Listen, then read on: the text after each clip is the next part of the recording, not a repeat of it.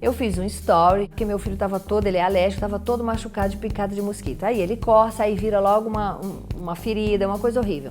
Uma empresa, Innisfly Brasil, entrou em contato e falaram: a gente tem a solução dos seus problemas, Antônia. Carba Pente 10, a tinta inseticida que é sucesso em vários países, porque tem alta eficácia contra insetos transmissores de doenças, inclusive o mosquito da dengue. Aplique e vacine sua casa. Eu tô maravilhada. Meus amores, hoje vai ser uma lata atípico, né? Eu não preciso nem dizer o motivo, né? Eu fiz uma live semana passada com o Léo Dias, ele me ligou e falou: vamos fazer uma live, Antônia, pro UOL? Eu falei: vamos. E que horas? Ele me ligou um pouco antes, eu liguei o telefone e me joguei na live do jeito que eu estava. Gente de Deus, eu fui olhar o meu layout, misericórdia. Tinha a menor condição. Então, assim, esse olho borrado fui eu que fiz. Essa chinelada na cara aqui também fui eu que fiz, para dar uma aparência um pouquinho melhor. Esse cabelo cor de diarreia de bebê foi porque eu tirei meu mega. E no dia que eu tirei, o mundo explodiu. O Camura fechou o salão, os meninos todos para casa. Então, não pintei o cabelo ainda. Eu boto a língua aqui, ó. Já dá para fazer uma dobra aqui do bigode. A sobrancelha tá ficando Frida Kahlo. As unhas, ó, tá dobrando, ó. Mujica, feelings. É isso, é a vida que segue. O que importa é que nós vamos atravessar essa passagem triste. Mas uma coisa me chama a atenção, que eu gostaria de compartilhar com vocês. Eu recebi um áudio de uma espírita que ela dizia que em 15 dias as águas estariam limpas, o ar que a gente respira é outro, e que o planeta precisava desse tempo para respirar. E se a gente, né, se o homem ele não para por bem, ele para por mal. Então, assim, esse tempo todo me serviu para fazer várias reflexões e que eu espero, obviamente que a gente vai sair dessa com marcas, mas eu espero que essas marcas sirvam de crescimento para nós, quanto ser humano, em todos os sentidos, para a gente crescer, para a gente aprender a dar valor à vida, à saúde, para a gente amar mais, julgar menos. Enfim, eu avio para vocês que me seguem, acho que a maioria viu eu falando que esta segunda-feira, né, que hoje, não teria programa. E quando eu disse que não teria, eu nem sabia que seria porque estaríamos passando por essa quarentena, né, essa coisa de estar em casa forçadamente. Eu disse que eu iria colocar o extra da pastora Bianca Toledo, porque quando a entrevista dela foi para o ar, ela foi nos stories dela, nas redes sociais dela, para dizer que a entrevista foi editada. E a pastora fez parecer que eu estava sendo parcial para o lado do pastor. E isso não procede. E muita gente vira para mim e fala: Antônio, mas você estava com um ar de compaixão na entrevista do pastor, coisa que não aconteceu na pastora. Eu sei, vocês me seguem há muito tempo, vocês me conhecem, então vocês, acho que eu não consigo, né, mentir para vocês, né? E nem é o intuito também, nem não minto para ninguém. Então, assim, em relação a hoje, o que vai ser feito aqui é o seguinte: vai pro ar, acredito que uns 6 minutos, que foi o que não entrou.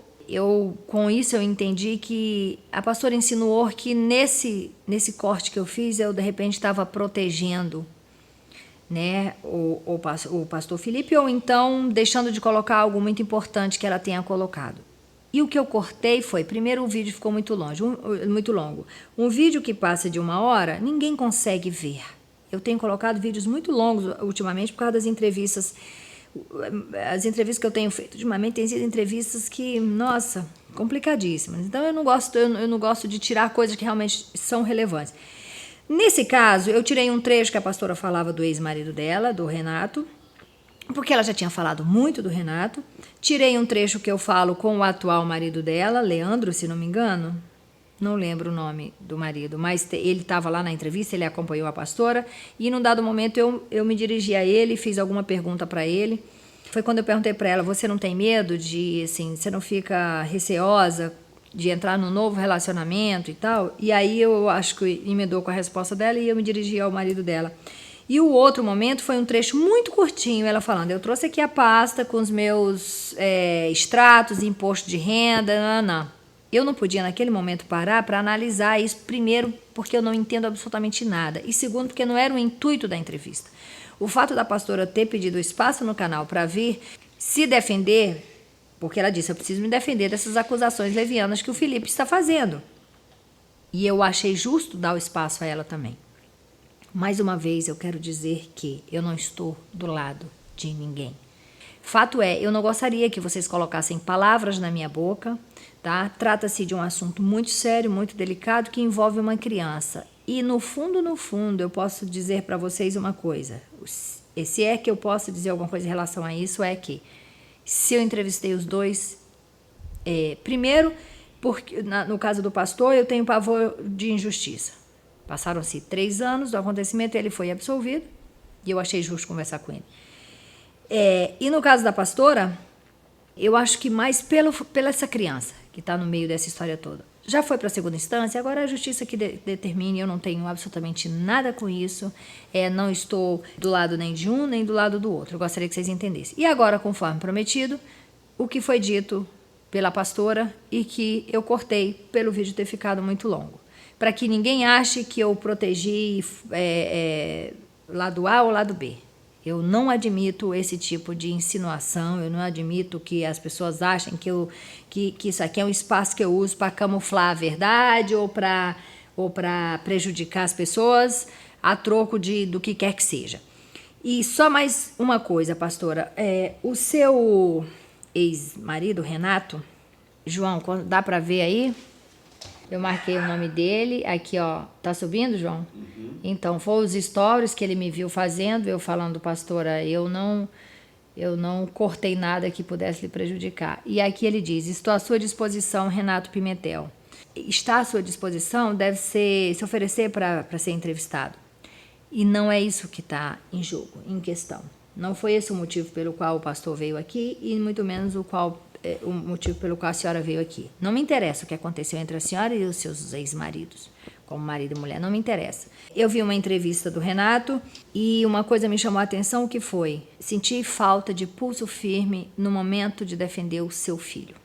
Então, mais uma vez, eu volto a dizer que o meu temor aqui é por essa criança. Então, eu não traria nem o Renato, nem quem quer que seja para falar mal da senhora, tá?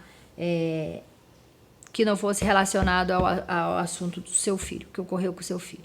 Tá? Então, como mulher, eu acho inadmissível você dar voz para uma pessoa vir aqui para falar mal da outra, porque vai ficar esse diz que me disse. E, de repente, a minha cara de desconforto era por ouvir coisas que eu não gostaria de estar ouvindo, que não foi um motivo principal pela qual eu a levei no programa. Eu queria saber mais do seu filho, do que tinha acontecido, da forma, o que estava sendo feito para a defesa dessa criança. Agora, essa chuva de acusações entre marido e mulher, casamento que deu certo, que não deu certo, não me interessa de fato, não vem ao caso. Então, Renato, obviamente você vai ver esse vídeo, eu não traria você aqui por isso, e esse é o motivo pelo qual eu não lhe retornei, porque eu acho que não temos nada para falar, tá bom? Então é isso, gente. Fique agora com o que foi cortado da entrevista da pastora Bianca Toledo. Eu trouxe todos os documentos aqui, incluindo extratos, imposto de renda, partilha de bens, tudo, para mostrar que é uma fábula e que o que ele está dizendo é uma coisa que não tem o menor cabimento. Mas eu entrei em coma, esse homem, durante o coma, virou o melhor marido do mundo, afinal de contas eu estava inconsciente, não podia falar nada. Só que ele era o responsável legal. Então eram 40 cirurgias, ele que tinha que assinar. Eram 300 transfusões de sangue, era ele que tinha que assinar. Só que quem pagou todo o tratamento particular, além do convênio, foi minha mãe. Ela pagava a cirurgia, o convênio reembolsava. Quando o convênio reembolsava na minha conta. Quem estava cuidando dos meus documentos, dos meus cartões e da minha conta e do meu patrimônio enquanto eu estava em coma? O Renato. A minha mãe nunca mais viu esse dinheiro. Só que quando eu saí do coma, e eu nunca falei que ele me abandonou no hospital, nunca. Eu falei que ele saiu de casa, e ele saiu de casa quando eu estava com 4 meses de alta. Porque eu saí do coma, voltei para casa, Maravilhada porque eu estava viva. Maravilhada porque, de repente, uma pessoa com falência múltipla de órgãos está respirando. Maravilhada porque eu estava agora conseguindo falar. Eu estava tão cheia de gratidão e o meu tempo de coma foi tão difícil para mim que eu meio que criei uma lacuna entre o que eu vivia com ele antes e o que eu vivia depois. E como quando eu estava hospitalizada, ele era a pessoa que ia lá, enxugava minha barba, não sei o quê, e era uma pessoa que eu fui apaixonada, eu esquecia o que eu tinha sofrido com ele. Eu saí do hospital assim, ele mudou. Só que quando eu cheguei em casa, e eu ali, ele que trocava minhas fraldas, ele que fazia meus curativos, eu era totalmente vulnerável. E eu comecei a fazer terapia. E aí a terapeuta falou assim: Bianca, você não está em condições de trabalhar, você agora vai ter que esperar um bom tempo para reaprender a andar, para voltar a falar, reaprender a comer, a beber. Você tem que ter uma conversa com o Renato, pedir para ele trabalhar, ele precisa trabalhar. Aí o pessoal da igreja arrumou um emprego para ele, não tem curso superior, não tinha profissão, não tinha nada. Ele falava que sabia fazer tudo sozinho, mas ele não sabia fazer nada. Eu falei: Renato, você precisa arrumar um emprego. Ele falou: você está querendo me humilhar, depois de tudo que eu fiz por você enquanto você estava em coma? Quem que trocou sua fralda? Quem que não sei o quê? Quem que limpou sua barba? Quem que assinou o documento para te transferir de hospital? Você me deve sua vida. E começou uma tortura psicológica. Eu falei: Renato, você tem que arrumar um trabalho.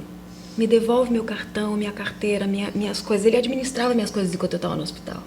Inclusive vendeu o CD meu falando para as pessoas que era para pagar meu tratamento. Quem pagou meu tratamento foi minha mãe.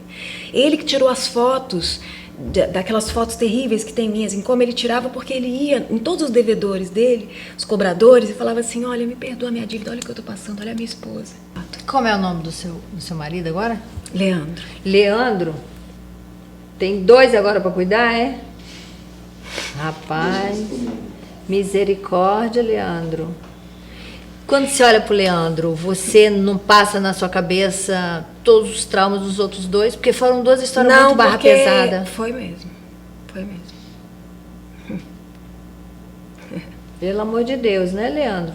Agora tem um país. Então, o que acontece? O Renato, ele começou a fazer páginas no Facebook, e só mulher que segue eles, né? Mas mulher no Facebook que acredita em qualquer coisa.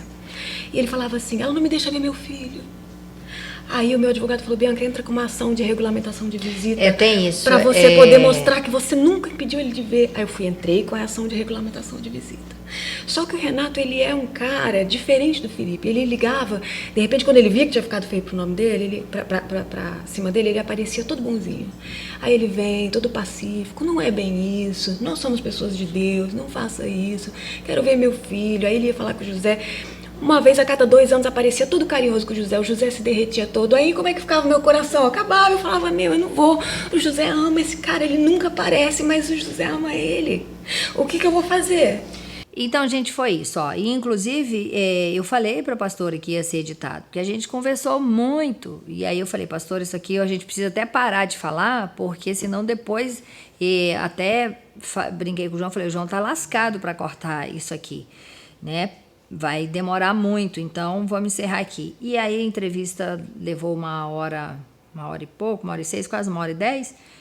E depois a gente conversou até 11 da noite. Então, assim, não entendi o motivo da pastora levantar que eu tinha sido parcial. E aí outras coisas a pastora falou, se pronunciou falando: eu não gostei da entrevista. Pessoas perguntaram: você divulgou o Cabrini, mas não divulgou o Nalá, tá? Porque eu não gostei da entrevista da Antônia. Enfim, é isso, gente. Ó, se cuidem, vamos trabalhar o nosso psicológico, vamos trabalhar o nosso, né?